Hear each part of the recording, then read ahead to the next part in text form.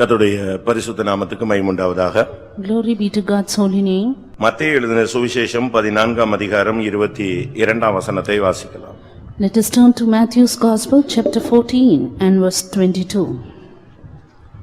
மத்தேயு 14:22. Matthew 14:22. இயேசு ஜனங்களை அனுப்பிவிடுகையில் தம்முடைய சீசர்கள் படவில் ஏறி தமக்கு முன்னே அக்கரைக்கு போகும்படி அவர்களை துரிதப்படுத்தினார். கர்த்தருடைய பரிசுத்த நாமத்துக்கு மகிமை உண்டாவதாக. Glory be to God's holy name. தனக்கு முன்னே அவர்கள் அக்கரை போகும்படி சீஷர்களை இயேசு துரிதப்படுத்தினார் என்று சொல்லப்பட்டிருக்கிறார். Jesus constrained his disciples to get into the ship and to go before him to the other side. அக்கரைக்கு போக வேண்டும் என்று ஒரு துரிதப்படுத்துகிற ஒரு காலம் இதுவாக இருக்கிறது. And this is the time in order to hasten us to go to the other side. நாம் இப்பொழுது உலகம் என்கிற இந்த கரையில இருக்கிறோம். We are now in this side, which is the world. இனி அடுத்து இனிவரும் உலகம் இல்லாவிட்டால் பரலோகம் என்கிற அடுத்த கரையை நாம் அடைய வேண்டியது அவசியமா இருக்கிறது. But it is very essential that we have to reach the other shore, which is the world to come or eternity. இயேசு இந்த உலகத்தில் இருக்கும் பொழுது இந்த உலக பிரகாரமான அந்த கரைக்கு போகும்படியாக சீஷர்களை துரிதப்படுத்தினதாக சொல்லப்பட்டிருக்கிறது. It is being said here that Jesus hastened his disciples to go to the other side when he was in this world. இந்த நாட்களிலும் நாம் அக்கரைக்கு போக துரிதப்பட வேண்டியது அவசியமா இருக்கிறது. And it is very essential for us that we need to hasten ourselves to get ready to go to the other side. எப்பொழுதுமே நாம் இந்த கரையில் இருந்து விட முடியாது. We cannot always stay back in this side. என்றைக்கு நமக்கு அந்த கரைக்கு போகும்படியாக உத்தரவு வருகிறது என்று சொல்ல முடியாது. And we do not know when the call will come for us to go to the other side. ஆனால் அதற்கு முன்பாக நாம் துரிதமாக ஆயத்தப்பட வேண்டிய கொஞ்ச காலங்கள் நமக்கு முன்பாக இருக்கிறது. But even before that, there is a short span before us that we have to get ready quick. இல்லாவிட்டால் நாம் அந்த கரையை போய் அடைய முடியாது. Else we cannot reach the other shore. எப்படி எகிப்திலிருந்து ஜனங்கள் வெளியே வந்தார்களோ அவர்களை ஒரு குறிக்கப்பட்ட நேரத்துக்கு பின்பு செங்கடலின் அக்கறைக்கு கொண்டு வந்த தேவன்.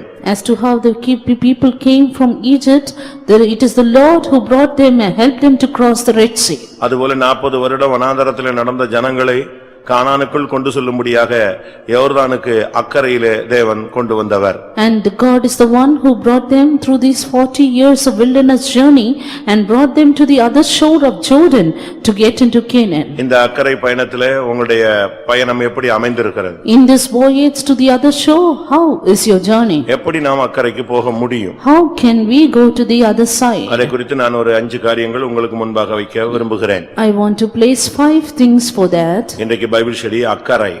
Today's Bible study is other shore.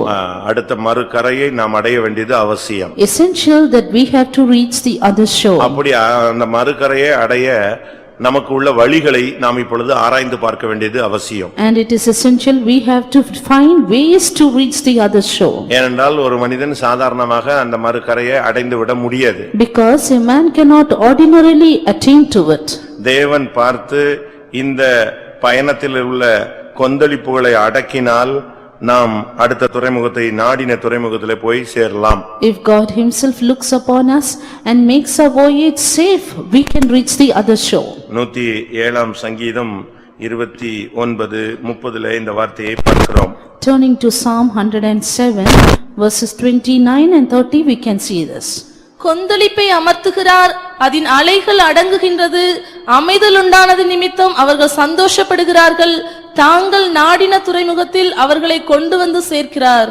அது அவரால் மாத்திரமே செய்ய முடியும். This is possible only with God. அப்போ கொந்தளிப்பை அமைத்து நாம் நாடிய துறைமுகத்தில் கொண்டு போய் சேர்க்கப்பட வேண்டும் என்பது அவருடைய திட்டமாகவும் இருக்கிறது. And it is the plan of God that the storm should be made a calm and we should be brought to the desired haven. இன்னைக்கு நம்மில் எத்தனை பேர் இந்த அக்கறை பயணத்தில் இருக்கிறோம்? Today how many of us are in this voyage to the other shore? ஒரு சிலருக்கு மறுகரை கானான் என்ற அறிவு இருந்தாலும் உலகத்தை அவர்கள் அளவிட முடியவில்லை. Some have the knowledge that Canaan is the other shore, but they cannot forsake the world. அதுக்கு நாம் லோத்தை எடுத்துக்கொள்ள முடியும். For that we can consider Lot. லோத்து ஆபிரகாமுடைய தரிசனத்தோடு இணைந்த ஒரு மனிதன். This Lot was a man who was knit with Abraham's vision. ஆபிரகாமுக்கு அழைப்பு கிடைத்தது, அதுல இவனுக்கும் ஒரு வாய்ப்பு கிடைத்தது. Abraham received a call and Lot had a chance. அந்த வாய்ப்பை பயன்படுத்தி வரும் பொழுது When he made use of that chance, கானான் என்கிற மறுகரைக்கு முன்பாகவே அவன் சோதோம் என்கிற ஒரு கரையை பார்த்தான். even before he could reach the other shore of Canaan,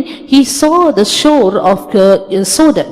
அவனுக்கு அந்த கானானை விட இந்த சோதோம் ஒரு விலையேற பெற்றதாக தென்பட்டு தன்னுடைய மறுகரை இதுதான் என்று சொல்லி அங்கே போய் இருந்து விட்டான். And he saw that this side Sodom was more beautiful than that shore of Canaan, and he stayed back. அது அவனுடைய வாழ்வை மறுகரையாகிய கானானை அடைய முடியாமல் தடுத்து விட்டது. But that hindered his life from reaching the other shore Canaan. அதுபோலவே இஸ்ரவேல் ஜனங்கள் எகிப்திலிருந்து விடுதலையாக்கப்பட்டாலும் செங்கடலை கடந்து வந்தாலும் வனாந்தரத்திலே 40 வருஷம் மன்னாவை புசித்தாலும் அவர்கள் எத்தனையோ வருடங்கள் பிரமாணங்களை கேட்டு அனுபவித்தாலும் ஒரு குறிக்கப்பட்ட இடம் வந்த பொழுது அவர்களுக்குள்ளும் சிலருக்குள் தயக்கங்கள் ஏற்பட்டது. So is it these people of Israel, even after coming out of Egypt, crossing the Red Sea, 40 years of journey in the wilderness and getting the commandments of God, they had to reach the other shore. அங்கே அவர்கள் யோர்தான் கரையில் வந்து சேருகிறார்கள். Where then they reached the shores of Jordan. யோர்தானில் 2 கரை இருந்தது. There were 2 shores in Jordan. ஒன்று இக்கரை மற்றொன்று மறுகரை. One this side, the other side. மறுகரையை தாண்டினால்தான் அடைந்தால்தான் அதுக்கு பெயர் கானான்.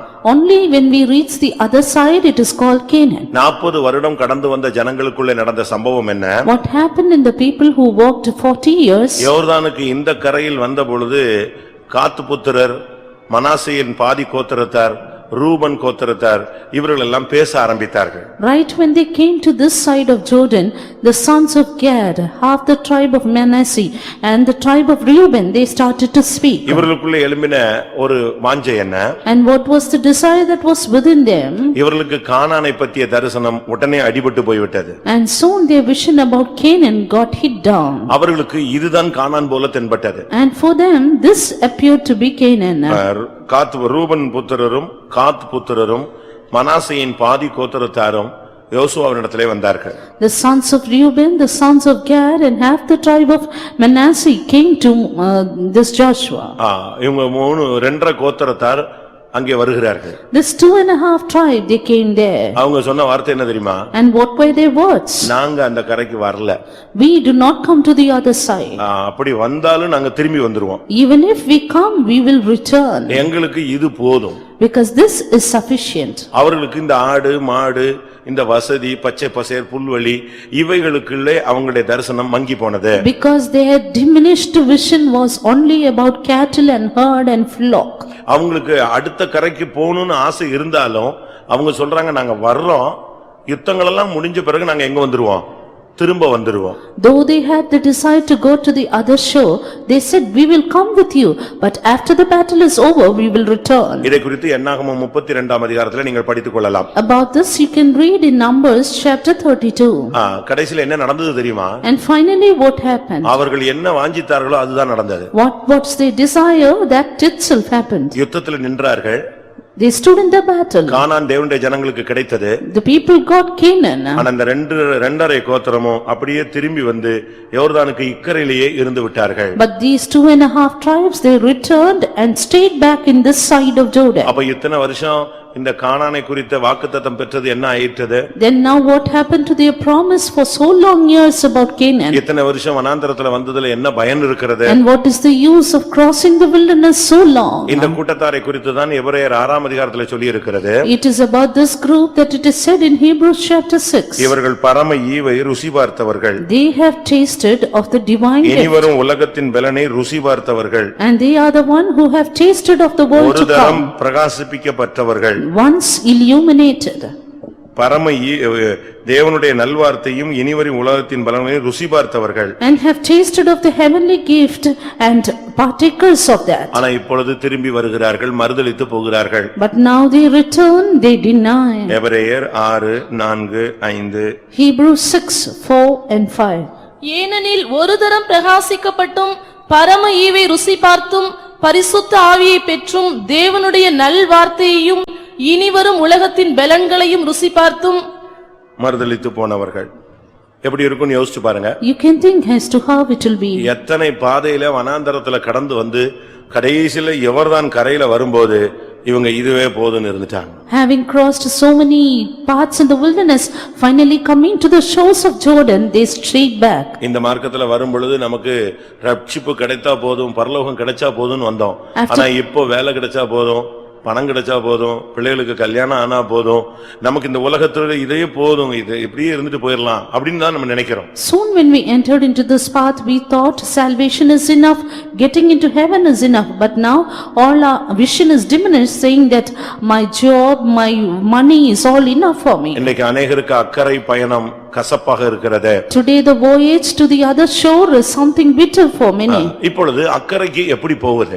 Now how to reach the other shore? அதுக்கு பைபிள்ல உள்ள பல வழிகள் இருக்கு. அதுல 5 தன்மையை மட்டும் நான் உங்களுக்கு முன்பாக வைக்க விரும்புகிறேன். There are various paths for that, but let me place just 5 before you. மறுபடியுமாக மத்தேயு 14:22க்கு கடந்து வருவோம்.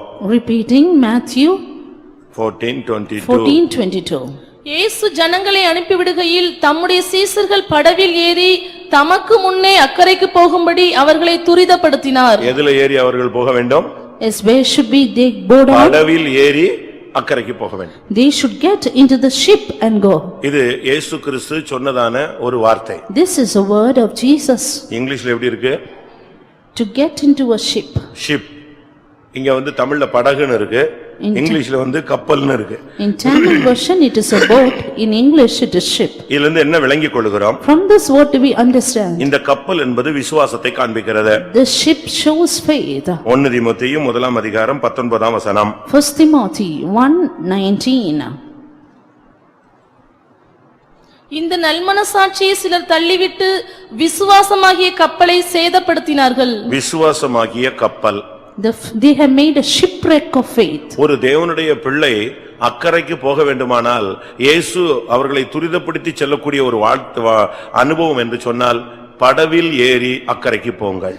If a child of God should go to the other shore and if Jesus should hasten them, then that experience is getting into a ship. விசுவாசம் இல்லாத ஒரு ஜீவியத்திலே நீங்கள் போகும் பொழுது அக்கறைக்கு நீங்க போய் சேர முடியாது. When you get through a life without faith, you cannot reach the other shore. விசுவாசம் இல்லாமல் தேவனுக்கு பிரியமாய் இருப்பது கூடாத காரியம். For without faith it is impossible to please God. முதலாவது தேவன் உண்டு என்று நீங்கள் விசுவாசிக்க வேண்டும். First of all, believe that God is. இரண்டாவது தம்மை தேடுகிறவர்களுக்கு அவர் பலன் அளிக்கிறவர் என்றும் விசுவாசிக்க வேண்டும். Secondly, believe that he is a rewarder of them that seek diligently. நம்முடைய விசுவாசமே உலகத்தை ஜெயிக்கிற ஜெயம். Even our faith, it is the victory that overcometh the world. விசுவாசம் இல்லாம இந்த பயணத்துல போய் எந்த மேன்மையும் நாம் பெற்றுக்கொள்ள முடியாது. Taking this voyage without faith, we cannot receive anything. ஏனென்றால் விசுவாசம் இல்லாமல் இந்த பாதையில போய் பிரயோஜனம் கிடையாது. Because there is no use in getting into this voyage without faith. அது ஒரு கப்பல். This is a ship. இந்த ஆழ்கடல்ல நாம் கடந்து போக வேண்டுமானால் நமக்கு விசுவாசமாகிய கப்பல் தேவை. Even as we go through the deep ocean, we need the ship of faith. தாவீது பலவித கஷ்டங்களிலே போய் கைவிடப்பட்ட ஒரு சூழ்நிலையில் இருந்த பொழுது அவனும் கூட இதுபோல ஒரு கரையில் வந்து நின்றான். When David was in a desperate state, going through various paths, he stood in this ship. அவனால மறுகரைக்கு போக He முடியவில்லை. could not reach the other shore. ஆனால் கர்த்தர் ஒரு மனுஷன் மூலமாக அவனுக்கு ஒரு படவை கொண்டு வந்து அவனுக்கு முன்பாக நிறுத்தினார். But then the Lord brought a boat through a man and made it stand before him. ராஜாவின் குடும்பத்தை அக்கறைப்படுத்த ஒரு படவு வந்து சேர்ந்தது. And there came a ship in order to take the king's family to the other side. 2 Samuel 19:18 2 Samuel chapter 19 and verse 18. அவர்கள் ராஜாவின் வீட்டாரை இக்கரைப்படுத்தவும் அவன் விரும்பும் காரியத்துக்கு உதவவும் ஒரு படகு இக்கரையிலே வந்தது. இந்த கரையிலே ஒரு படகு வந்துச்சு. அப்பதான் அவன் அந்த கரைக்கு போக முடியும். Only when the ferry boat comes to this side, it can go to the other side. அவன் அபிஷேகம் பண்ணப்பட்டவன். He was anointed. நமக்கு அபிஷேகம் இருக்கலாம் நல்லது, ஆனால் விசுவாசம் இல்லாவிட்டால் நாம் எதையும் சாதிக்க முடியாது. We may have the anointing, it's good, but without faith we cannot attain anything. இந்த நாட்களில் விசுவாசம் குறைந்து போகிற ஒரு காலம். These are the days when faith decreases. இன்னைக்கு குடும்பத்துல எல்லாருக்குள்ளயும் விசுவாசம் இருக்குன்னு நம்ம சொல்ல முடியாது. today we cannot say that every people in the family have the faith. வேதமும் அதை சுட்டிக்காட்டுகிறது. Even the word of God points it out. விசுவாசம் எல்லாரிடத்திலும் இல்லை என்று வார்த்தையை நாம் பார்க்கிறோம். We see the word of God that faith is not with everyone. இரண்டாம் தெசலோனிக்கேயர் 3ஆம் அதிகாரம் 2ஆம் வசனத்தின் கடைசி பகுதியை பார்க்கும் பொழுது 2 Thessalonians chapter 3 and verse 8, the last portion. 3ஆம் அதிகாரம் 2ஆம் வசனத்தின் கடைசி பகுதியை பார்க்கும் பொழுது Chapter 3 and the last portion of verse 2. விசுவாசம் எல்லாரிடத்திலும் இல்லையே. All men have not faith. இதிலிருந்து என்ன விளங்கிக் கொள்கிறோம்? From this what do we understand? மனுஷகுமாரன் வரும் பொழுது பூமியிலே விசுவாசத்தை காண முடியாது. When the Son of Man cometh, he shall not find faith on earth. ஆனால் இந்த மார்க்கத்துல வந்தால் நமக்கு விசுவாசம் தேவை. Therefore, if we come to this path, we need faith. இந்த பாதையிலே சிலருக்கு விசுவாசம் இல்லை. Some do not have faith in this path. லூக்கா 8ஆம் அதிகாரம் 25ஆம் வசனத்தின் முதல் பகுதியை பார்க்கும் பொழுது When we see Luke the Gospel 8 and the first portion of verse 25. உங்கள் விசுவாசம் எங்கே என்ற ஒரு கேள்வி அங்கே சொல்லப்பட்டிருக்கிறது. There is a question here raised up saying, where is your faith? இந்த மார்க்கத்துல வந்தபோது உனக்கு இருந்த விசுவாசம் எங்கே? Where is your faith which you came when you came first? அபிஷேகம் பெற்றபோது உனக்கு இருந்த அந்த விசுவாசம் எங்கே? Where is your faith which you had in the day where you are இந்த anointed? விசுவாச பயணத்தை துவங்கும்போது உங்களுக்குள்ள இருந்த விசுவாசம் எங்கே? Where is your faith which you had in your faith voyage? இதை நீங்கள் இந்த நாட்களில் நீங்களே கேட்டு பார்க்க வேண்டும். You should ask to yourselves. உங்களை நீங்களே ஆராய்ந்து பாருங்கள். Examine yourselves. இன்னைக்கு விசுவாசம் உனக்குள்ள இருக்கா இல்லையா? Do you have this faith in you or not? இன்னைக்கு பாருங்க ஒரு சிலர்லாம் ரொம்ப அழகா இருப்பாங்க. Today some people look beautiful ஆனா ரொம்ப வீக்கா இருப்பாங்க. but they are very weak. அவங்க போய் செக் பண்ணா டாக்டர் என்ன சொல்றான்? ரத்தமே இல்லங்கறான். அவங்கள பார்த்தா இருக்கிற சைஸ பார்த்தா பயங்கரமான ஆள் மாதிரி இருக்கும். ஆனா டாக்டர் சொல்றது என்ன இல்லங்கறான்? ரத்தம் இல்லங்கறான். When they are checked up in the hospital, the doctors say they do not have blood enough in their body. அப்போ என்ன ஆச்சு? What is the reason? அதுக்கு தமிழ்ல சொல்லுவான் ஊழச்சதன்னு சொல்லுவான். சும்மா சதை தான் இருக்கு. ஆனா என்ன கிடையாது? ரத்தம் இல்ல. They have only the vein muscles and no blood. அதுபோல அநேகர் தோற்றத்துல விசுவாசிகளாக இருக்கிறோம். ஆனா என்ன கிடையாது?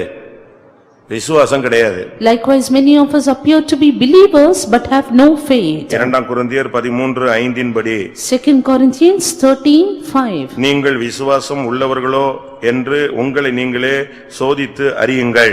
Examine yourselves whether ye be in the faith. உங்களை நீங்களே பரீட்சித்து பாருங்கள். Prove your own selves. அப்ப நீங்களே உங்களை நீங்களே செக் பண்ணி பார்க்கலாம். You can check up yourselves. உன்னை அக்கறைக்கு கொண்டு போக உன்னுடைய வாழ்க்கையில ஒரு விசுவாசம் தேவை. You need a faith in your life to make you to reach the other shore. விசுவாசம் இருக்கா? விசுவாசம் எப்போ வரும்? When will this faith come in? நல்மனசாட்சி இருந்தா ஒருத்தனுக்குள்ள விசுவாசமும் இருக்கும். If a man has good conscience, he will have faith. நல்மனசாட்சி எப்ப இல்லையோ அப்ப அவனுக்கு விசுவாசம் வராது. When he loses good conscience, he will have no faith. ஒரு தப்பு பண்ணிட்டோம் அப்படிங்கிற ஒரு உணர்வு வந்துருச்சுன்னா அவன் வியாதிக்காக ஜெபிக்க மாட்டான், சுத்திகரிக்க தான் ஜெபிப்பான். If he is guilty that he has committed a sin, he will not pray for sickness but for his sanctification. உடனே அந்த வியாதியை எதிர்க்க மாட்டான். முதல்ல தன்னைய கிளியர் பண்றதுக்கு ஏதாவது ஐயோ நம்ம அப்படி பண்ணிட்டோமே இப்படி பண்ணிட்டோமே இதுதான் அவன் மண்டையில ஓடுமே தவிர வியாதியை ஃபோர்ஸா எதிர்க்கிற சக்தி வராது. He will not have the power to resist the sickness, but he will soon think over the sin that he has committed. ஒரு பிசாசின் போராட்டம் உண்டாயிருச்சுனா உடனே போய் முழங்கால் போட்டு இயேசுவின் நாமத்துல பிசாசை துரத்தணும்னு சொல்ல மாட்டான். அங்க நின்னுகிட்டு கர்த்தாவே என்னை கழுவு, என்னை சுத்திகரி, என்னை சரிப்படுத்து, நான் அப்படி பண்ணிவிட்டேன் இப்படி பண்ணிவிட்டேன். ஏன்னா அவனுக்கு அதை மேற்கொள்ற விசுவாசம் கிடையாது. மனசாட்சி கெட்டு போய் விட்டது. If there is a demonic oppression, he will not soon kneel down and cast it or rebuke the devil, but he will try to examine himself and then get the power to be healed over. இந்த மனசாட்சி கெட்டபடியால் தான் அவங்க விசுவாசத்தோடு சுகத்துக்கும் விடுதலைக்கும் அவங்க விசுவாசத்தை use பண்ணாம மற்ற காரியத்தை யூஸ் பண்ண ட்ரை பண்றாங்க. It is because they do not have this conscience that people do not use the faith but use many other things to cast out the healing. அப்படிதான் அந்த தீமோத்தேயுல நாம் வாசித்தோம். That is what we happen to read in Timothy. அவர்கள் நல்மனசாட்சியை கெடுத்து விட்டார்கள். They have destroyed their good conscience. விசுவாசமாகிய கப்பல் சேதமானது. Because of which they have the shipwreck of faith. இந்த மார்க்கத்திலே நீங்கள் மறுகரையை அடைந்து சீயோனோ எருசலேமோ போய் சேர வேண்டுமானால் முதலாவது விசுவாசத்தை நீங்கள் உபயோகப்படுத்துங்கள். Beloved, reaching the other shore, if you have to attain to Zion and Jerusalem, you practice faith in your lives. விசுவாசம் இல்லாம இந்த அலைமோதும் கடல் விசுவாச பாதையில நீங்கள் அடுத்த பகுதியை போய் அடைய முடியாது. Without faith in this boisterous voyage, you cannot reach the other shore. இரண்டாவதாக Second, certainly. இந்த மறுகரையை அடைய அடுத்த தேவை என்ன? What is the next need to reach the other shore? யோசுவா 3ஆம் அதிகாரம் 3ஆம் வசனத்துல யோர்தானை கடக்க அங்கே ரெண்டு காரியங்கள் தேவைப்படுகிறதாக சொல்லப்பட்டிருக்கிறது. There are said two things which are needed to reach the other shore in Joshua 3:3. 1 நாளாகமம் 12:15 படி பார்க்கும் பொழுது யோர்தான் கரைபுரண்டு ஓடக்கூடிய அனுபவம் உள்ள ஒரு நதி. We see in 1 Chronicles 12:15 that Jordan is a river which overflows its banks. ஆனால் இப்பொழுது இஸ்ரவேல் ஜனங்கள் வாக்குத்தத்தம் பண்ணப்பட்ட தேசத்தை அடைய வேண்டுமானால் இந்த கரைபுரண்டு ஓடும் யோர்தான் குறுக்கே நிற்கிறது.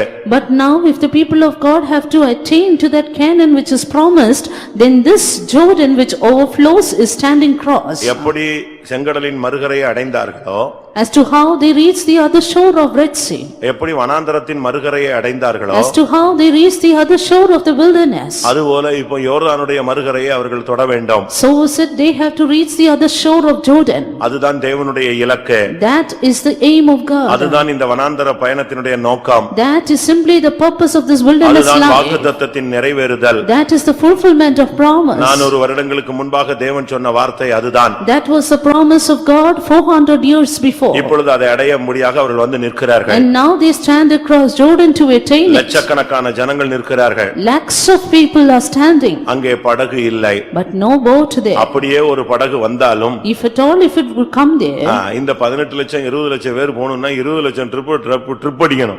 if these 20 lakhs people should go, there should be 20 lakh trips also. அது நடக்காத ஒரு கதை. But that is impossible. ஏன்னா எல்லாம் ஆடு மாடு கோழின்னு தூக்கிட்டு வந்திருக்கான். Because they have all their livestock with them. அப்ப இதோட அவன் போய் சேர முடியாது. And they cannot reach with this. அதனால தேவன் ஒரு புதிய வழியை அந்த இடத்துல ஏற்படுத்தினார். Therefore the Lord had ordained a new way for them. யோசுவா 3:3 சொல்லி இருக்கிறது. Joshua 3:3 says, பெட்டியும் ஆசாரியர்களும் அந்த யோர்தானில் இறங்க வேண்டும். Ark of the covenant and the priest should step into பெட்டியை Jordan. சுமக்கிற ஆசாரியர்களுடைய கால்கள் அந்த யோர்தானில் படும் பொழுது இந்த யோர்தான் இரண்டாக பிளக்கும். When the feet of the priests who bear the ark of the Lord step into Jordan, it will divide. அது ஒரு ஒத்தையடி பாதை அல்ல.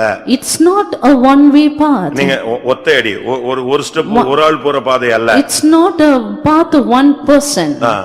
இந்த வயல்ல வரப்பு வச்சிருப்பாங்க, கொஞ்சம் தட்டினா தலைப்புற விழுந்துருவோம் நம்ம. As the furrows in the field, it's not like that. அப்படி பாதை அல்ல. It's not a path like that. இஸ்ரவேல் ஜனங்கள் யோர்தானிலே கடக்க வேண்டுமானால் அந்த ஆசாரியர்கள் கால் பெட்டியோடு கால் வச்ச உடனே அது அப்படியே விலகி ஏறக்குறைய எத்தனையோ 1000 அடிகள் தாண்டி போனது. If the priests which bear the ark of God step into Jordan and Jordan should depart, it should go aside so many feet away. அடுத்த செகண்ட் அது காய ஆரம்பித்தது. And the next second it started to dry. 2000 முழம் கடந்து இஸ்ரவேல் ஜனங்கள் இந்த பெட்டி இருந்ததிலிருந்து 2000 அடி தள்ளி அவங்க பயணத்தை தொடர்ந்தார்கள். The people of Israel were away from these priests 2000 cubits and they began their journey.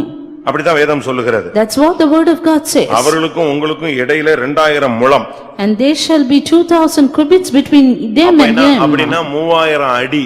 That means 3000 feet. 3000 அடினா இந்த நம்ம இந்த கிரவுண்ட மாதிரி 2-3 மடங்கு போகணும். 3000 feet means threefold of this ground. அந்த அளவு ஒரு விசாலமான ஒரு இடத்தை கர்த்தர் அந்த யோர்தான்ல ரெண்டா பிளக்க வைத்து ஃப்ரீ பண்ணாரு. ஏன்னா அவர்கள் அக்கறை போக வேண்டும். That they might reach the other shore. The Lord made vacant this such a large place, vast place for the people to cross over. யோசுவா 3ஆம் அதிகாரம் 4ஆம் வசனத்திலே இது சொல்லப்பட்டிருக்கிறது. Joshua 3:4 it is said. இத வச்சுக்கிட்டு ஒரு சிலர் என்ன சொல்றாங்க, ஊழியக்காரங்களுக்கும் விசுவாசிகளுக்கும் 3000 அடி கேப் இருக்கணும், அப்படியே போய்கிட்டே இரு, கிட்ட வந்துராத அப்படின்னு கூட ஒரு சிலர் சொல்றாங்க. ஒரு சில விசுவாசிகள் அதையும் எடுத்துக்கிட்டு அப்படியே போய்கிட்டே இருக்கிறாங்க. With this some people say that there should be so much of gap between the servants of God and believers in their life, and so they keep going. இங்கே நாம் எதை குறித்து நாம் படிக்க வேண்டியது இருக்கிறது? But here what are we to learn? இந்த லட்சக்கணக்கான ஜனங்களும் அந்த கரைக்கு போக வேண்டுமானால் பெட்டியும் தேவை, பெட்டியை சுமக்கிற ஆசாரியனும் தேவை. If all the lakhs of people should cross to the other shore, the priests and the ark of God and the priests who bear the ark of God are needed. சும்மா ஆசாரியன் போய் கால் வச்சா நிக்க அது ஒண்ணும் நடக்காது. Simply if the priest would step in, it won't happen. 3ஆம் வசன வாசியுங்கள். 3 யோசுவா 3:3. Joshua 3:3. ஜனங்களை நோக்கி, நீங்கள் உங்கள் தேவனாகிய கர்த்தருடைய உடன்படிக்கை பெட்டியையும் அதை சுமக்கிற லேவியராகிய ஆசாரியர்களையும் கண்டவுடனே நீங்களும் உங்கள் இடத்தை விட்டு பிரயாணப்பட்டு அதற்கு பின் செல்லுங்கள். உங்களுக்கும் அதற்கும் இடையிலே 2000 முழ தூரமான இடம் இருக்க வேண்டும். எவ்வளவு கேப் கொடுத்து கர்த்தர் அப்படியே யோர்தானை பிளக்கிறார் பாருங்க. See in what a great gap the Lord is dividing Jordan. முதல்ல தேவை அங்கே சொல்லப்பட்டிருக்கிறது, நீங்கள் உங்கள் தேவனாகிய கர்த்தருடைய உடன்படிக்கை பெட்டியை காணுங்க.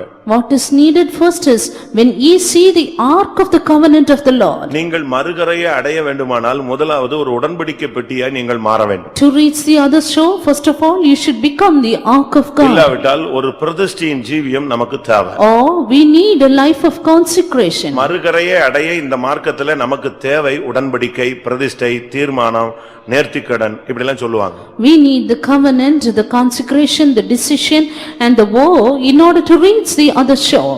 வேதத்துல இதுக்கு பல வார்த்தைகள் உபயோகப்படுத்தப்பட்டிருக்கிறது. There are even various words in usage in the Bible. எதுவா இருந்தாலும் நமக்கு தேவை பிரதிஷ்டை. Whatever it be, we need a அந்த consecration. பெட்டியினுடைய பல பெயர்கள்ல ஒரு பெயர் உடன்படிக்கை பெட்டி. One name of the ark is the ark of the covenant. இந்த மார்க்கத்துல வந்த பிறகு ஒரு விசுவாசிக்கும் ஒரு ஊழியக்காரனுக்கும் பிரதிஷ்டையின் வாழ்க்கைன்னு ஒன்னு இருக்கு. After coming into this path, a believer and a servant of God has a path of consecration. எப்படியும் வாழலாம், ஆனா கரையை நீ மறுகரையை அடைய முடியாது. You can live anyhow, but you cannot reach the other shore. எல்லாவற்றையும் அனுபவிக்க எனக்கு அதிகாரம் உண்டு, ஆனால் அவைகள் எனக்கு தகுதியா இராது என்று பவுல் பேசுகிறார். Saint Paul says, I have power to enjoy everything, but it is not expedient for me. அப்படியானால் இந்த யோர்தானுக்கு அக்கறைக்கு நீங்கள் போக வேண்டுமானால் முதலாவது பிரதிஷ்டை நமக்கு தேவை. If it is so, if we have to reach the other shore of Jordan, we need consecration. இதைத்தான் சங்கீதம் 50:5 சொல்லி இருக்கிறது. This is what said in Psalm 15:5. பலியினால் என்னோடு கூட உடன்படிக்கை பண்ணின என்னுடைய பரிசுத்தவான்கள். Gather my saints who have made a covenant with me by sacrifice. ஒரு பலி நமக்கு செய்தால்தான் நாம் அதில் மூலமாய் உடன்படிக்கை பண்ணும் பொழுதுதான் நாம் பரிசுத்தவான்களாய் மாறுவோம். When we offer up a sacrifice and make a covenant through it, we will become saints. உங்களுக்கு பிரதிஷ்டை இருக்கா? Do you have consecration? ஊழியர்களுடைய பிரதிஷ்டைக்கும் விசுவாசிகளுடைய பிரதிஷ்டைகளுக்கும் வித்தியாசம் உண்டு. There are differences between the consecration of a servant of God and believer. விசுவாசிகளுக்கு தனி பிரதிஷ்டை இருக்கிறது. There is separate consecration for believers. அந்த பிரதிஷ்டையை நீங்கள் பயிற்சி வைக்க வேண்டும். But then you need to practice it. இத பிரசங்கத்தை கேட்டு பயிற்சி வைக்கிறது அல்ல. Not that you practice hearing this message. உங்களுடைய ஆவிக்குரிய ஜீவிதத்தினுடைய வளர்ச்சிக்கு பொறுத்து உங்களுக்கு பிரதிஷ்டை தானா வரும். But you will have automatic consecrations in you depending upon your spiritual growth. கர்த்தர் உன்னோடு இடைபடுகிறதை பொறுத்து உனக்கு உலகத்தை வெறுக்கிற அந்த பிரதிஷ்டை வரும். As and when the Lord deals with you, you will have the consecration of hating the world. இல்லனா என்ன பிரசங்கம் பண்ணாலும் ஒண்ணும் வராது. Or else whatever the sermon you hear, you cannot get it. இதே பிரசங்கத்தை 60 வருஷம் கேட்டு நகையை கலத்தாதவங்க இருக்காங்க, 70 வருஷம் கேட்டு மீசை எடுக்காதவங்க இருக்காங்க, இன்னும் 80 வருஷம் கேட்டு மருந்து எடுக்கிறவங்க இருக்காங்க. There are people who hear this message for 60 years and yet they have jewels wearing upon them, and there are people who hear this message for 70 years still have their mush with them, and there are people who hear this message for 80 years and still do not stand for divine healing. இந்த சிபிஎம்ல இருந்து சத்தியத்தை கேட்டு ஏமாத்துறவனும் வஞ்சிக்கிறவனும் கலகம் பண்றவனும் எதிர்க்கிறவனும் இப்படியும் ஒரு team இருக்கு. And there is another group of people who still they are in CPM born, but they are rebellious and stout-hearted. ஆனால் நேற்று வந்தவனுக்கு கர்த்தர் வார்த்தைகளை பேசுகிறார். But the Lord is speaking to the people who are come yesterday. இந்த உபதேசத்துக்காக தன்னை அர்ப்பணிக்கிறான். Because they surrender for the doctrine. அப்ப என்ன அர்த்தம்? Then what does it mean? ஒரு ஸ்டேஜ் வர வர ஒவ்வொருத்தரோடும் கர்த்தர் இடைபடுவார். And according to a stage, the Lord deals with everyone. அந்த இடத்துல நீங்க பலிபீடத்துல வைக்க வேண்டியது அந்த இடத்துல பலிபீடத்துல நெஞ்சிக்கிட்டே இருக்கணும், வச்சிக்கிட்டே வரணும். And then and there, whatever you have to offer and place upon the altar, keep doing it. ஒரு இடம் வரும் பொழுது உணவில் பிரதிஷ்டை. At one stage, consecration over food habits. ஒரு இடம் வரும் பொழுது உடையில் பிரதிஷ்டை. At one stage, consecration in dress habits. ஒரு இடம் வரும் பொழுது உலகத்தில் பிரதிஷ்டை. Another stage of consecration in the world. ஒரு இடம் வரும் பொழுது உன்னுடைய தெய்வீகத்துல ஒரு பிரதிஷ்டை. Another stage of consecration in your divinity. அது வார்த்தைகளை கேட்கும்போது வரலாம், அபிஷேகத்தில் நிரம்பும்போது வரலாம், வியாதி நேரத்துல நீ உன்னை ஒப்பு கொடுக்கலாம், மரண போராட்டத்துல சில பிரதிஷ்டைகளை பண்ணலாம்.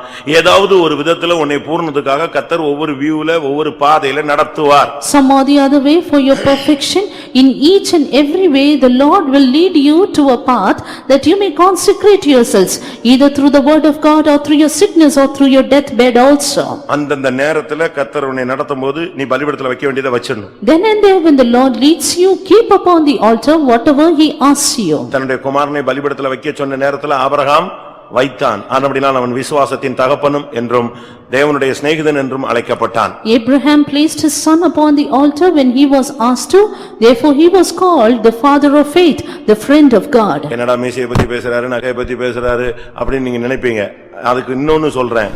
ஒன்னு, நீ கலத்தக்கூடாது, கலத்துனா போடக்கூடாது. See, what I am saying is why you may ask why the pastor is speaking about jewels and mush. One, you should not remove it, and once you remove, you should not take it back. Once எடுத்துட்ட மீசை என்ன திருப்பி ஒரு 10 நாள் கழிச்சு என்னைய பரியாசம் பண்றான், என் மனைவி என்னைய பேசுறான்ட்டு நீ வைக்க கூடாது. நீ அந்த விஷயத்துல நீ பின்வாங்க கூடாது. எடுக்காத, எடுத்தா வைக்காத, கலத்தாத, கலத்துனா போடாத. மருந்து எடுக்க மாட்டேன்னா எடுக்காம சாகு, திருப்பி எடுக்காத. எது செஞ்சாலும் கரெக்டா நீ செய். Whatever you may do it right. If you do not remove the jewels, but if you do it, then don't take it back again.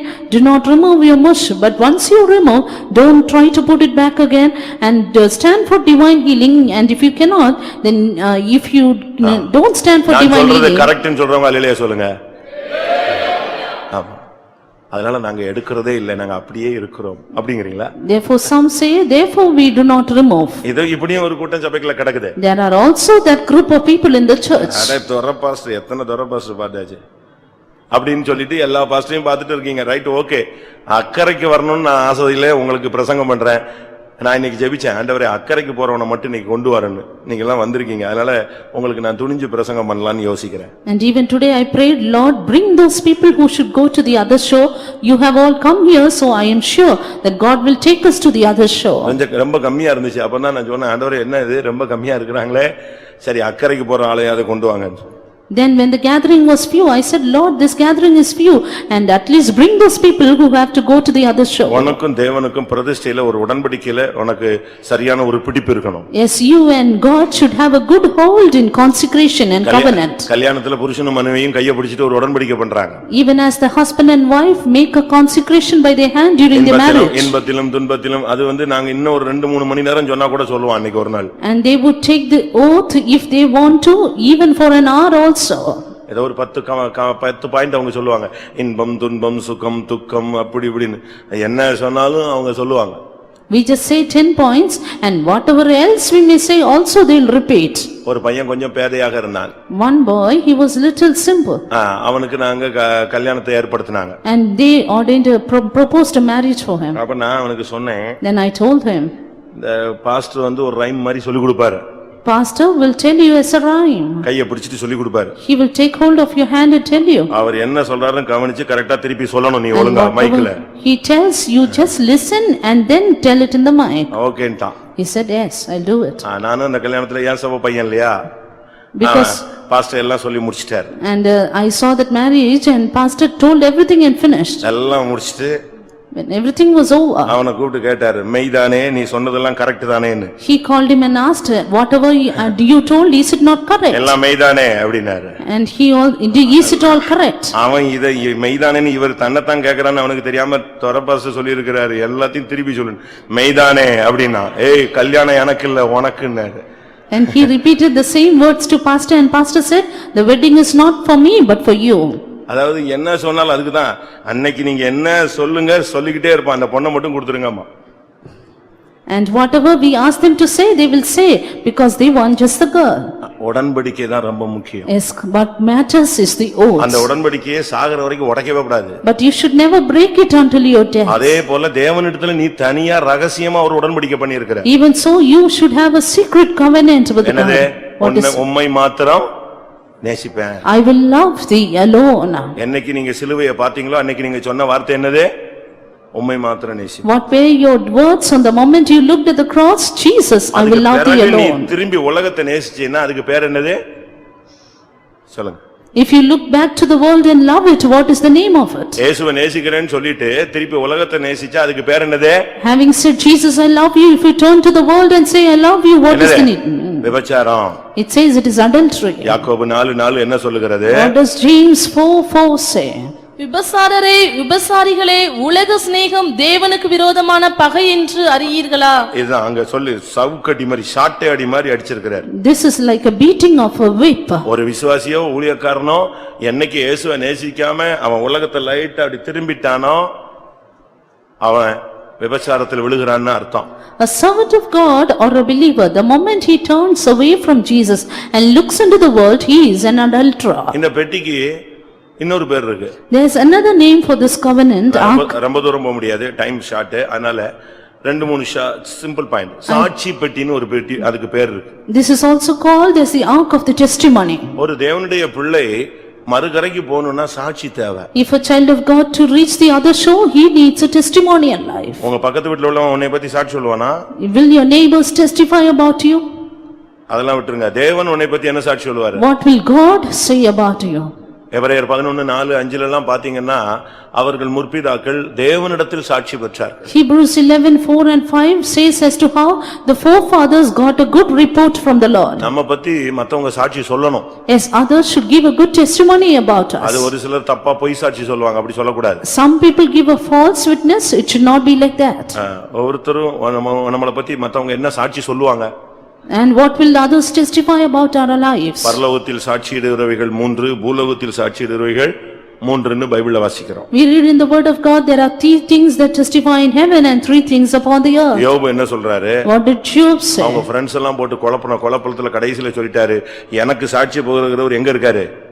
உன்னதத்துல இருக்காருப்பான்டா. And finally when after confused by his friends he said, he that testifieth about me is in the heavens. மனுஷன் உன்னை பத்தி தப்பான சாட்சி சொல்லலாம். As people may give a wrong testifying about us. தேவன் உன்னை பத்தி சாட்சி சொல்லணும். But God should testify about you. உண்மையும் உத்தமமான ஊழியக்காரனே அப்படினு சொல்லணும். He should say, well done, good and faithful servant. அடுத்து இந்த பெட்டிக்கு இன்னொரு பேரு தேவனுடைய பெட்டி. Another name of this ark is the ark of God. அப்படினா என்ன அர்த்தம்? What does it mean? இந்த பெட்டிக்கு ஓனர் அவர்தான். He is the owner of this ark. அவர்தான் controller. He is the controller. அவர்தான் முழு சொந்தக்காரர். He is the entire owner. அவர்தான் முழு உரிமைக்காரர். He is the claim for it. அதுல வேற யாருக்கு என்ன கிடையாது? உரிமை கிடையாது. And nobody can claim over it. அதை விட்டு கொடுக்கவே மாட்டார். He can never leave it off. என்னுடைய மகிமையை நான் வேற ஒருவருக்கும் கொடேன். My glory will I not give to another. அதனாலதான் உன்னை யாராவது தொட்டா உடனே சொல்றாரு, உன்னை தொடுகிறவன் என் கண்மணியை தொடுறாங்கறார். Therefore when somebody touches you, the Lord says, he that toucheth you touches the apple of mine eye. ஆண்டவர் ரொம்ப பொசசிவான ஒரு ஆளு. The Lord is very much possessive. உங்க மனைவி பொசசிவா இருந்தா உங்களுக்கு என்ன ஆகும்னு உங்களுக்கு தெரியும். You know what will happen if your wife is too much possessive. எப்படி இருக்கும்? How would it be? அதுக்கு பேர் அன்பு தொல்லைம்பாங்க. They would say it is a torture of love.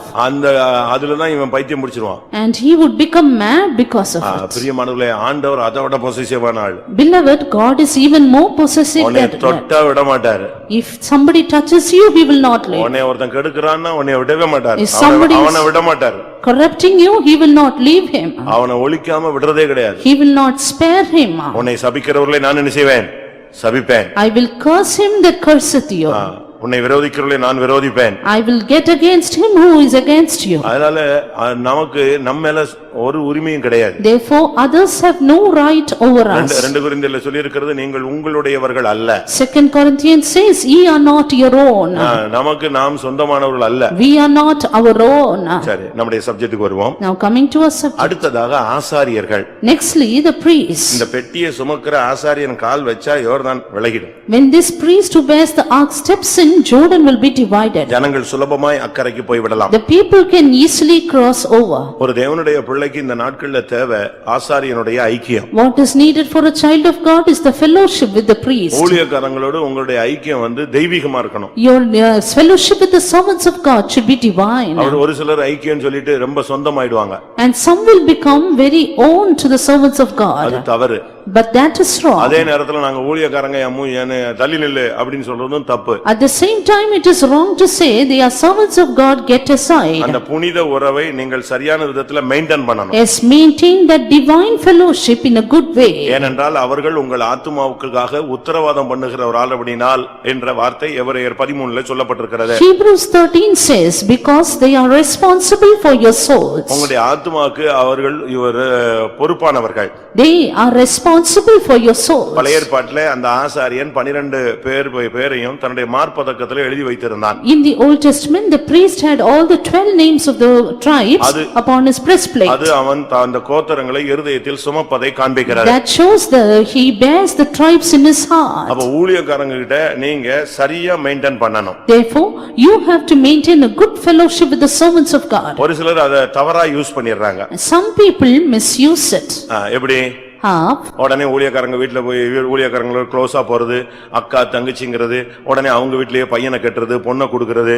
இந்த ஊழியக்காரங்க இந்த பிசினஸ்ல இறங்க கூடாது, விசுவாசிகள் இந்த பிசினஸ்ல போய் ஜாயின் பண்ணவும் கூடாது. They get close to the servants of God, they finally get into marriage relationship with their family, and the servants of God and the believers should not get into that relationship. ஊழியக்காரங்க எங்க அக்காக்கு ஒரு பையன் இருக்கான், என் தங்கச்சிக்கு ஒரு பொண்ணு இருக்கு, எங்க அண்ணனை உங்க பிள்ளைக்கு கொடுக்கறீங்களா? இந்த புரோக்கர் வேலை ஊழியக்காரங்க பண்ணக்கூடாது, அவன் ஊழியக்காரன் கிடையாது. அப்படி பண்ணி பல ஆளு செருப்படி வாங்கி இருக்கிறான். Servants of God who do the broker work about the marriage relationship with their family, they are entirely wrong and they have done many mischiefs.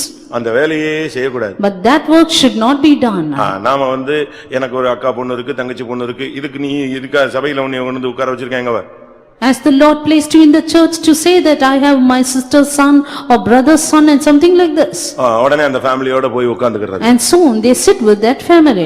அதுக்கு பிறகு அங்கேயே போய் படுத்துக்கிறது. And finally they go and lie down there. அங்க போய் சோறு வாங்கி சாப்பிடுறது. They go and cook and eat there. ஊழியக்காரங்க விசுவாசிகள் கூட ஊழியக்காரங்கள அதான் சொன்னேன், அந்த புனித உறவிலேயே நிக்கணும். Yes, that sacred fellowship need to be maintained. அவங்க வீட்டுக்கு வந்தாங்களா, அவங்க இளைப்பாறணுமா, அவங்களுக்கு சாப்பாடா, குடிக்கவா, ரைட், ஜெபமா முடிஞ்சதா, போயிட்டே இருக்கணும். Have they come? If they should eat and they should have the prayer and just go away. நான் சொல்றதெல்லாம் நீங்க பிராக்டிகலா நீங்க பார்த்தாங்கன்னா நல்ல விசுவாசிகள்னா உங்களுக்கு புரியும். If you take it all in a practical sense, if you are good believers, you will understand. உங்களுக்காக ஒரு சில ஊழியக்காரங்க ஜெபிக்கும்போது மரணம் உங்களை விட்டு போகும், வியாதி உங்களை விட்டு போகும், பிசாசு உங்களை விட்டு போகும், தருத்திரம் உங்களை விட்டு போகும். அவங்க உங்களுக்காக பாரப்படுறது உண்மை. அது அவங்களுக்கு மூலமா உங்களுக்கு கொடுத்த ஒரு விடுதலை. When some servants of God pray for your family, death and sickness, your poverty, your problems may depart, that is true. ஆனா அதுக்காக ஒரு லிமிட் தாண்டி எங்க போற முடியாது, கிட்ட போயிர முடியாது. But for that you cannot cross the limit and get near. இயேசு உயிர்த்தெழுந்த பின்பு when Jesus rose again, மகதலேனா மரியாள் ஓடி வந்து பிடிக்க வந்துட்டா. Mary Magdalene came soon to touch him. இயேசு என்ன சொன்னாரு? What did Jesus say? என்னைய தொட்டுறாத, touch me not. அவ்வளவுதான், என் கிட்ட வந்துறாத. அப்படியே நின்னுக்க, அங்கேயே நின்னுட்டு நீ பேசு. He said, stand there and speak to me. அத தொட்டு தான் பேசணும், கட்டி பிடிச்சு தான் முத்தம் கொடுத்து தான் பேசணும்லாம் அவசியம் இல்லல்ல. It doesn't mean that you have to touch and speak and hug them and speak. தொடர்ந்து வா, தொட்டு விடாதே. Come following me, touch me not. நீங்க அது ஒரு காட்டு மரம் மாதிரி இவங்கெல்லாம். Yes, they are like the wild olive. உன்னத பாட்டு 2ஆம் அதிகாரத்துல சொல்லி இருக்கிறது, அது நிழல்ல நீ வாஞ்சையா இருக்கலாம். As it is said, Song of Song 2, you have to be desirous over its shadow. முள்ளுகளுக்குள்ள லீலி புஷ்பம் இருக்கு, லீலி புஷ்பம் எடுக்கலாம். ஆனா நீ என்ன செய்ய முடியாது, உள்ள தாறுமாற கையை விட்டேன்னா முள்ளு என்ன செய்யும், குத்தும். The lily is among the thorns, but if you disorderly behave with them, then it will prick you. ஊழியக்காரங்கன்னா அது ஒரு ஸ்டாண்டர்ட். அந்த ஸ்டாண்டர்ட்ல நீ குறுக்கு சால் ஓட்டக்கூடாது. அங்க போய் பல்ல காட்டுறது, பேசுறது, சிரிக்கிறது, அந்த வேலையாகாது. அது ஒரு எசபேலுடைய ஸ்பிரிட்னு வெளிப்படுத்தல் 2:20 சொல்லி இருக்கிறது. ஊழியக்காரங்களை விளைவிக்கிற ஒரு ஸ்பிரிட் இருக்காங்க. Don't have a cross ride, a chat with the servants of God, and that is a spirit which makes us to fall, the spirit of Jezebel. ஊழியக்காரங்களை விளைவிக்கிற ஸ்பிரிட்டுக்கு பேரு எசபேல்னு வெளிப்படுத்தல் 2:20 எழுதி இருக்கு. வீட்ல போய் படிச்சுக்கங்க. Revelation 2:20 says the spirit that makes the servants of God to fall is the spirit of Jezebel. அந்த ஆவி சபைக்குள்ள வரவே கூடாது. That spirit should never get into the church. பிரியமானவர்களே, நான் எதுக்கு இத சொல்றேன்? Beloved ones, why I say this is, ஆசாரியன் அவனுடைய ஸ்தானத்திலயும் அவனுடைய அதிகாரத்திலும் நின்னாதான் யோர்தான் பிளக்கும். The Jordan will divide only if the priest stands in his position and in his power. அவன் அந்த ஸ்தானத்தையும் அந்த அதிகாரத்தையும் இழக்கும்போது எது பிளக்காது,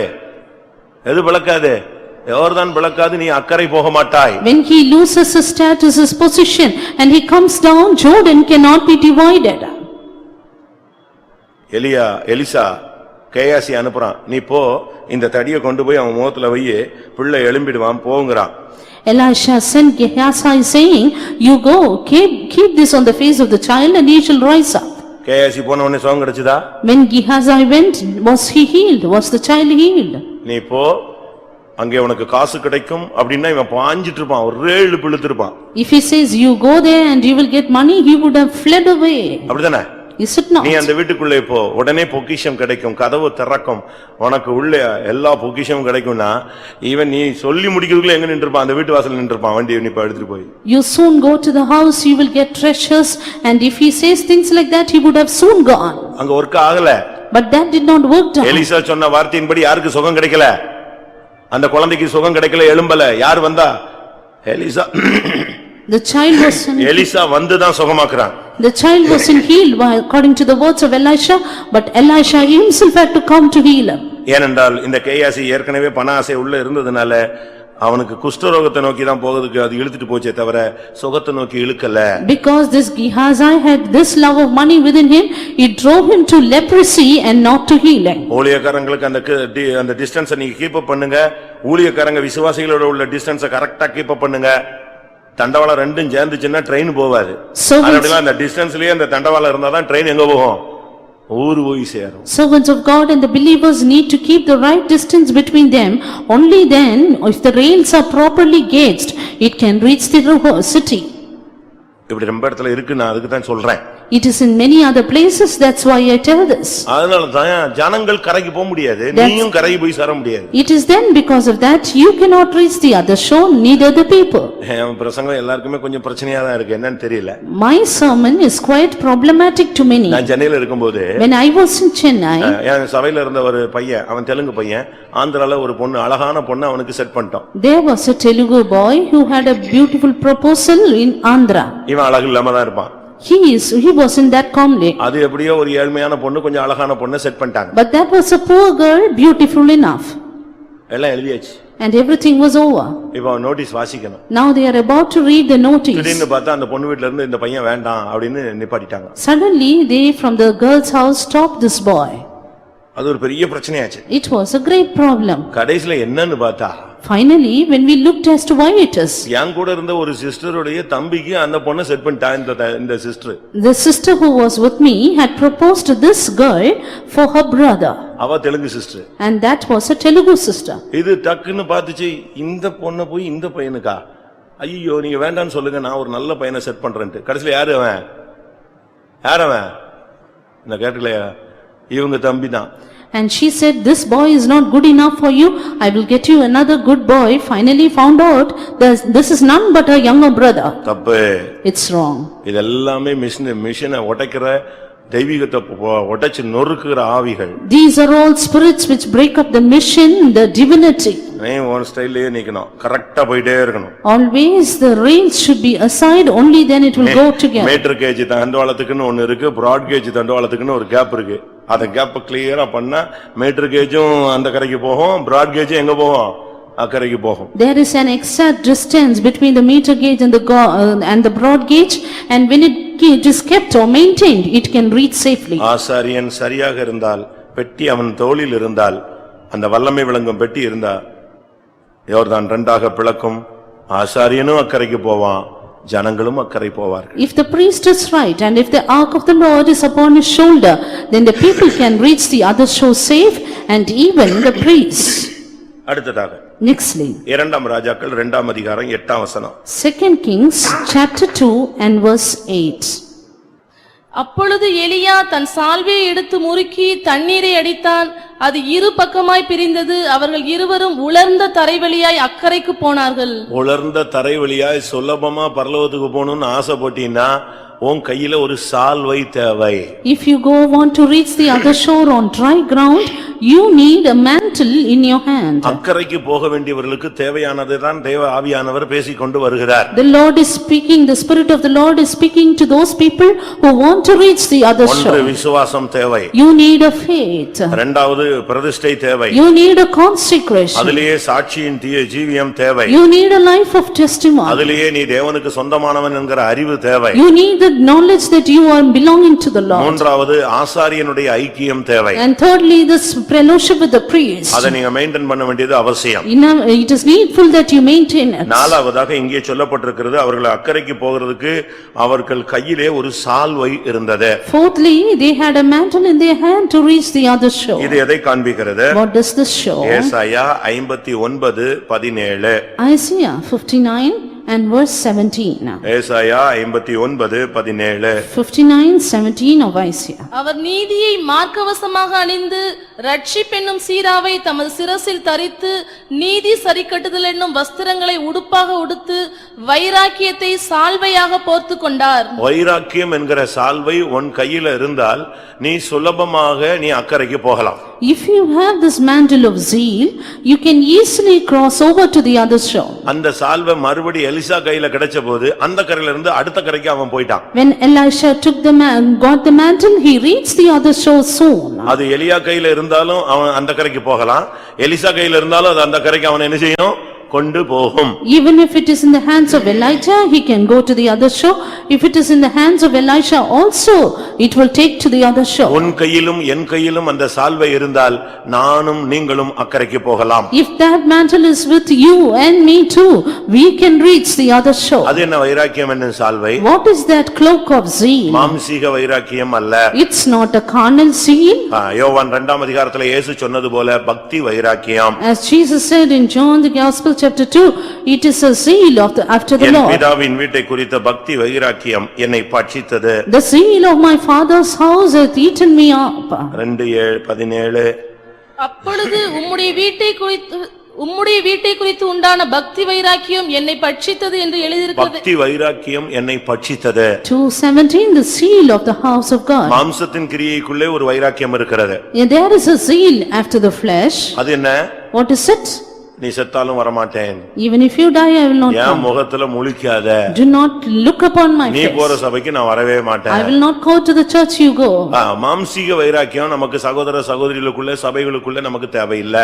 Let us not have the zeal after the flesh in the churches among the brothers and sisters. இந்த மாம்சீக வைராக்கியத்தை வச்சிட்டு நீ என்னத்தை அடிச்சாலும் யோர்தான் பிளக்காது. With this carnal zeal, whatever you beat up, Jordan shall not be divided. யோர்தான் பிளந்து நீ அக்கறைக்கு போகணும்னா உன் கையில பக்தி வைராக்கியம்னு சால்வை ஒன்னு இருக்கணும். If Jordan should be divided and you should reach the other shore, you should have the mantle of zeal. தேவன் போர்த்திக் கொண்டிருக்கிற சால்வையின் பெயர் மாம்சீக வைராக்கியம் அல்ல.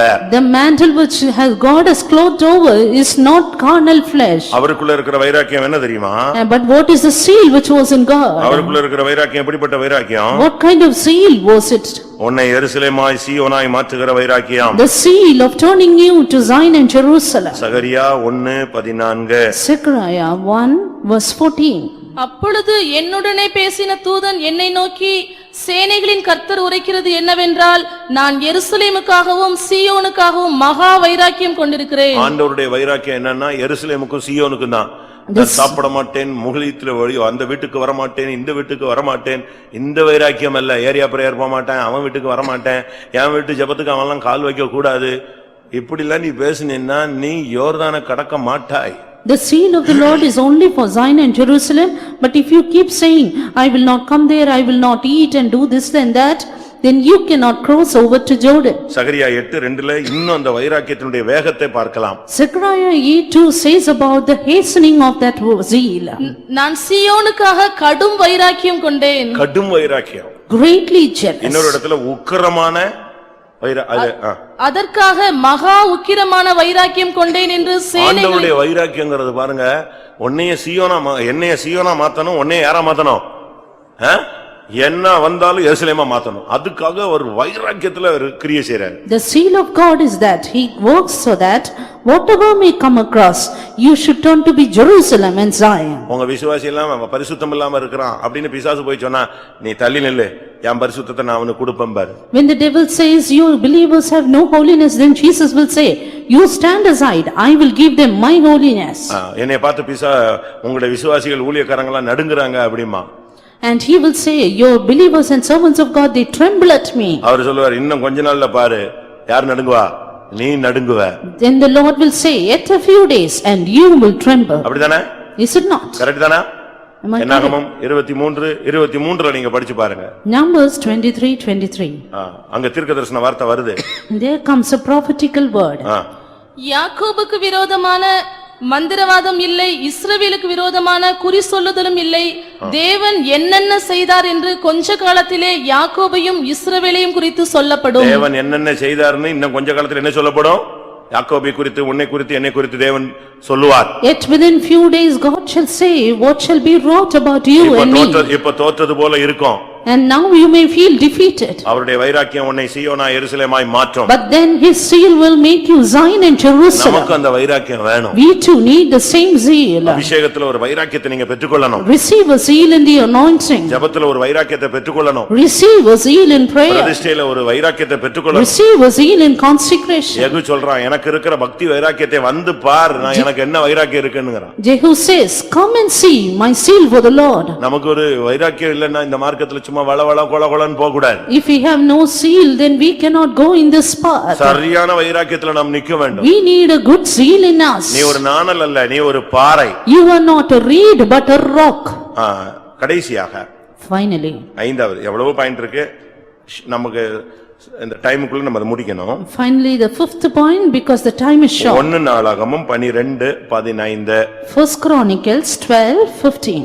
யோர்தான் கரை புரண்டு போயிருக்கிற முதலாம் மாதத்தில் அதை கடந்து கிழக்கேயும் மேற்கேயும் பள்ளத்தாக்குகளில் இருக்கிற யாவரையும் துரத்தி விட்டவர்கள் இவர்களே. இவர்கள் காத்து புத்திரர் என்று சொல்லப்பட்டிருக்கிறார். About them it is said about the sons of Gad. இவங்க எப்படிப்பட்ட ஆளுங்க தெரியுமா? What kind of people they were? கரை உரண்டு ஓடிக்கிட்டு இருக்குன்னு சொல்லிட்டு அப்படியே நின்னுக்கிட மாட்டான். They did not stop saying it overflows its banks. அவங்க வந்து பார்க்கறாங்க, யோர்தான் கரை புரண்டு ஓடுது, சுழல் அடிச்சு போகுது. They saw that Jordan was whirling up and overflowing. அங்க படகு இல்ல. There was no boat. அங்க ஆசாரியன் இல்ல. There was no priest. அங்க பெட்டி இல்ல. There was no ark of God. அங்க சால்வையும் இல்ல. There was no mantle too. ஆனா இப்ப கரை புரண்டு ஓடுது, இவன் அந்த கரைக்கு போயாகணும். But he has to go over the shore. எப்படி போறது? How to do it? என்ன செய்ய முடியும்? What can they do? அவன் பார்த்தான், வந்த வேகத்துல இத அடிச்சிட்டு போயிரும், இழுத்துட்டு போயிரும், நம்மள கொன்றும், இதெல்லாம் யோசிக்கல. வந்த வேகத்துல குதிச்சிட்டான். He came with a high speed and did not think about the consequence, but just jumped in. இந்த மார்க்கத்துல வந்துட்ட பிறகு நம்ம செத்துருவோமோ, பிழைச்சிருவோமோ, பிள்ளைகளை விட்டு போயிடுவோமோ, மனைவி விட்டு போயிடுவோமோ, வீடு போயிடுமோ, மான மரியாதை போயிடுமோ, இதெல்லாம் யோசிக்க கூடாது. வந்துட்டியா, அபிஷேகத்துக்குள்ள வந்துட்டியா, அது ஒரு நீச்சாளம், கரை உரண்டு ஓடுகிற ஒரு பாதை. இதுக்குள்ள நீ சரியான அபிஷேகத்துல உள்ள வரணும். After coming into this path, do not be afraid and stand there saying, "Will we be able to cross over? Will I lose my family? Will something happen to me?" and things like that.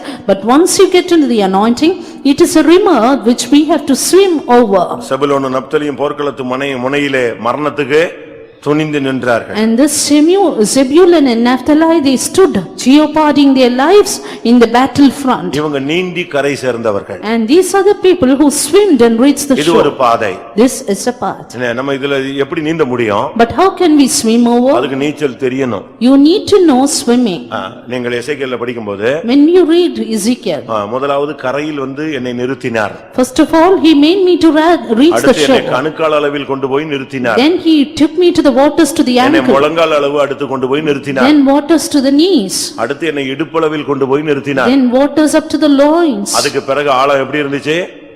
நீச்சாளமா இருந்தது. Then finally waters to swim over. அபிஷேகத்துல நீஞ்சுற நீ மூழ்கடிச்சு வெளியே வரணும். Yes, you have to swim in the anointing. நீச்சல் அடிக்க தெரியாதவனை கொண்டு போய் இறக்கனா 2 நிமிஷத்துல செத்து போய்டும். A man who doesn't know to swim, if he goes in, he will die in 2 minutes. உனக்கு இந்த மார்க்கத்துல வந்த பின்பு என்ன வந்தாலும் நிற்பேன் என்கிற நிச்சயம் தேவை. But after coming into this path, you need to have the assurance that I will stand whatever may happen. அதுக்கு நீ கிறிஸ்துவின் அன்பின் அபிஷேகத்தின் ஆழத்துக்குள்ள வரணும். For that you need to come to the depths of the anointing of God's love. கிறிஸ்துவின் அன்பின் அகலம் நீளம் ஆழம் உயரம் அறிவு கட்டாத அந்த அன்புக்குள்ள வந்தாதான் கரை புரண்டு ஓடுகிற எந்த பிரச்சனையிலும் நீ வாட்டுக்கு உள்ள புகுந்து வெளியே கரை வந்துருவே. Get into the love of Christ in which we will be unable to comprehend the length and the breadth and the depth of it, and then you can cross over to the other shore. மத்தவங்களும் மனுஷங்க தானே, அவங்களுக்கு ஏன் உள்ள குதிக்க முடியல?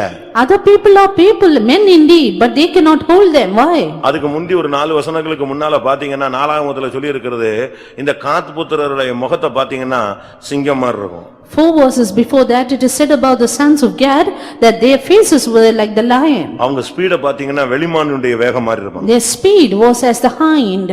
அவன் இந்த நொண்டி நொண்டி இழுத்துக்கிட்டு எல்லாம் போற ஆள் கிடையாது. ஃபுல் ஸ்பீட்ல வருவாங்க. They will not limp over but come in full speed. அவன் வர்ற வேகத்துக்கு யோர்தான்ல நிக்காது, ஒண்ணும் பண்ண முடியாது. In their speed even Jordan cannot stand. 1 நாளாகமம் 12:8. First Chronicles 12:8. காத்தியரில் பரிசையும் ஈட்டியும் பிடித்து சிங்க முகம் போன்ற முகமும் மலைகளில் இருக்கிற வெளிமான் வேகம் போன்ற வேகம் உள்ளவர்களுமாயிருந்து. எப்படிப்பட்ட ஸ்பீட் பாத்தீங்களா? Look at their swiftness. மான மாதிரி ஸ்பீடா வருவான்.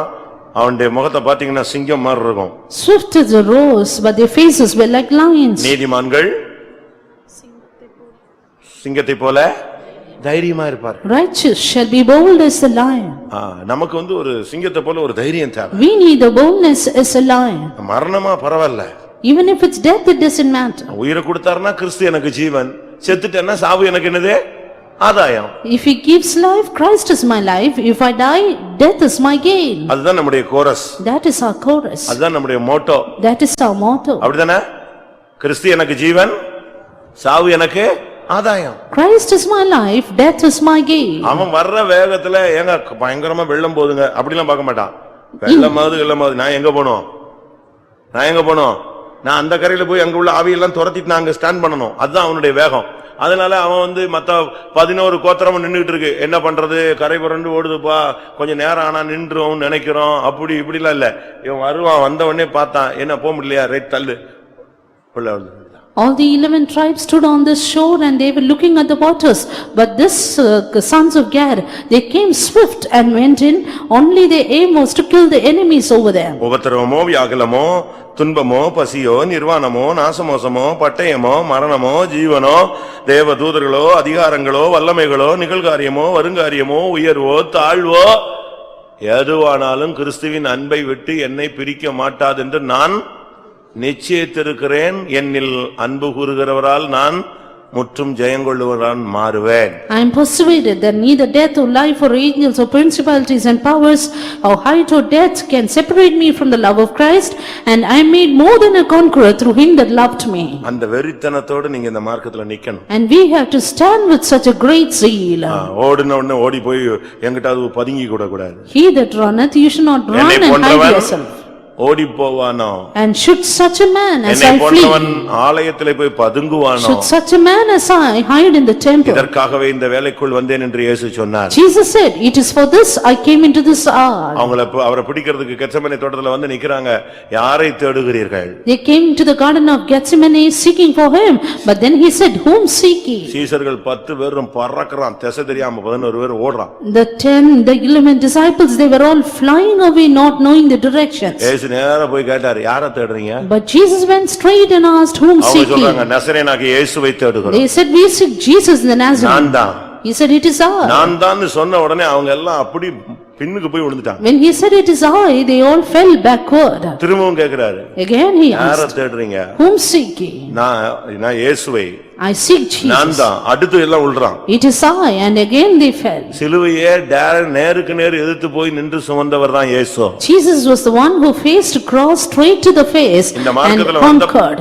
இந்த மார்க்கத்துல வந்த பிறகு புரிஞ்சுக்கணும், நமக்கு வாழ்றதுக்கு டைம் கிடையாது, சாகிறதுக்கு தான் time குறிச்சிருக்கு. After coming into this path, we have no time to live, but death is appointed for us. நம்ம அப்படி வந்துருவோம், இப்படி வந்துருவோம், அப்படி செஞ்சிருவோம், இன்னொரு 7 வீடு விட்டு கட்டிடுவோம், இப்படிலாம் இல்ல.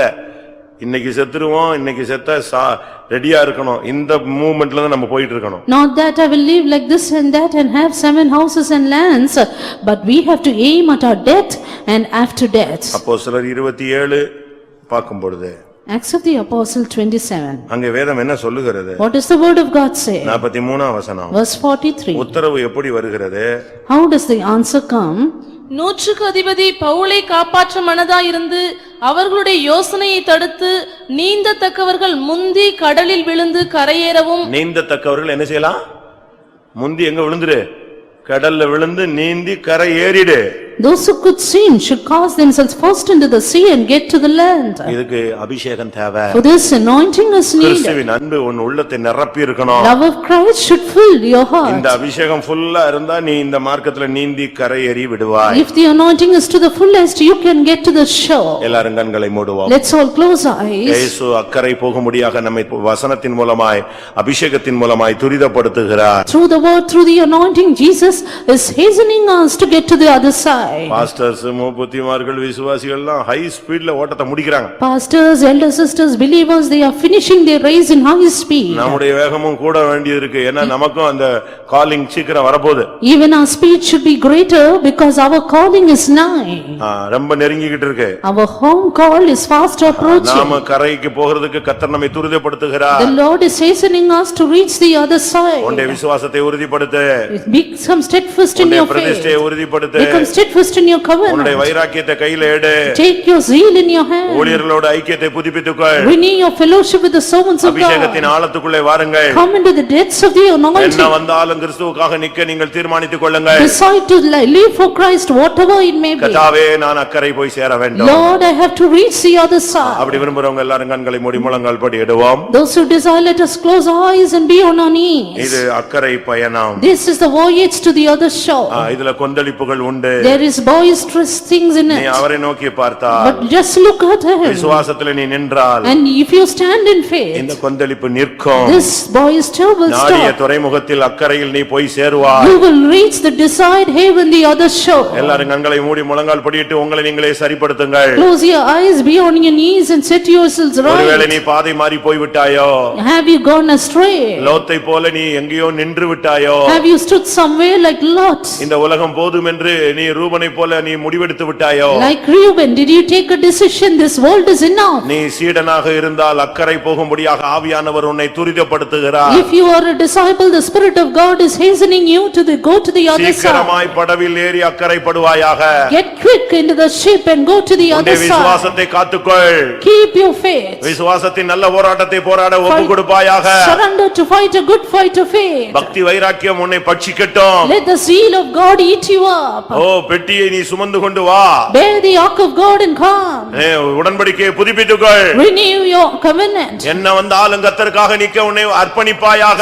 Surrender to stand for the Lord whatever it may be. ஜீவனால் ஆகிலும் மரணத்தினால் ஆகிலும் கிறிஸ்துவின் நாமம் என் மூலமாய் விளங்க வேண்டும். That the name of Christ may be magnified through me in life or death. ஜீவனானாலும் மரணமானாலும் கிறிஸ்துவின் வல்லமை கிறிஸ்துவை மகிமைப்பட வேண்டும். That Christ may be glorified whether it is in life or death. அக்கறைக்கு போக வேண்டும் என்று விரும்புகிறவர்கள் அதற்குரிய கிருபையை பலத்தை விசுவாசத்தை ஒரு சில நிமிடங்களில் தேவனிடத்திலிருந்து பெற்று உங்களை நிரப்பிக் கொள்ளுங்கள். Those who decide to go to the other shore, ask from the God the grace and anointing for that and fill yourselves in moments. ஒருவேளை உன்னுடைய விசுவாசமாகிய கப்பல் சேதப்படுத்தப்பட்டிருந்தால் கர்த்தாவே இதை எனக்கு சரிப்படுத்தி தாரும் ஆண்டவரே.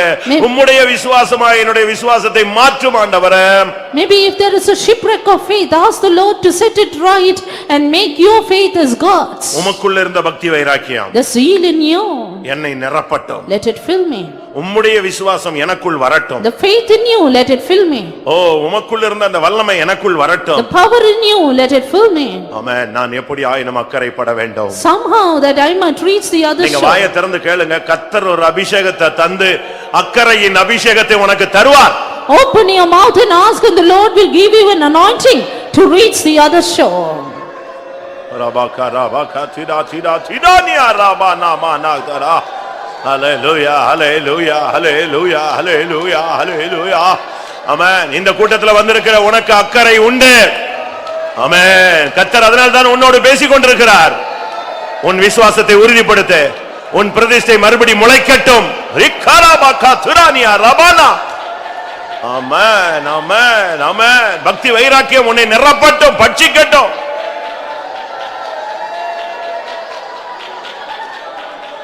ஹல்லேலூயா. திரபக திரபக திரபக திரபக திரபலாம் திரா திரா திரானியா. அக்கறைக்கு கர்த்தாவே ஜனத்தை துரிதப்படுத்தும்படியாக இந்த வார்த்தையை நீர் அனுப்பினீரே. ஓ ரபக ரபானியா ரகரே பெலபக ரபக திரபானியா. ஹல்லேலூயா ஹல்லேலூயா ஹல்லேலூயா ஹல்லேலூயா ஹல்லேலூயா ஹல்லேலூயா. ரிதாரா பாலா பாலா. ஓ ரபக ரபா. ஆமென்.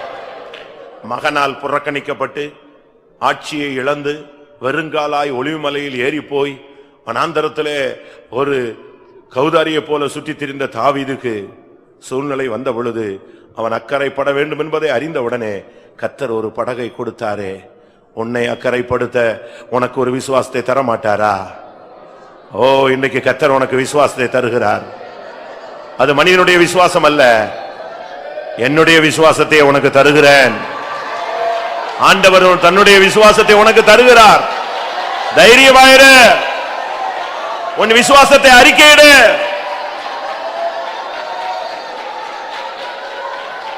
இதுவரை இந்த பாதையிலே எல்லா வல்லமைகளையும் அதட்டின தேவன், ஓ, இனிமேலும் கொந்தளிப்பை அமர்த்துவார். நாடிய துறைமுகத்தில் உன்னை கொண்டு போய் சேர்ப்பார்.